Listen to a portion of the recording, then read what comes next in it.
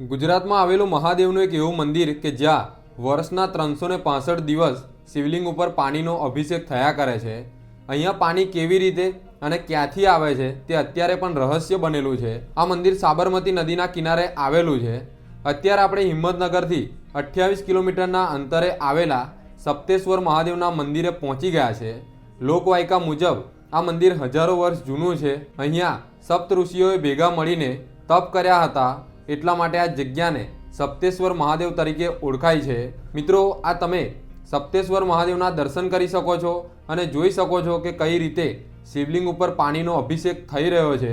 તો મિત્રો, દર્શન થઈ ગયા હોય તો કોમેન્ટની અંદર હર હર મહાદેવ લખવાનું ભૂલતા નહીં। આ મંદિર અમદાવાદથી 90 કિલોમીટર અને હિંમતનગરથી માત્ર 28 કિલોમીટરના અંતરે આવેલું છે।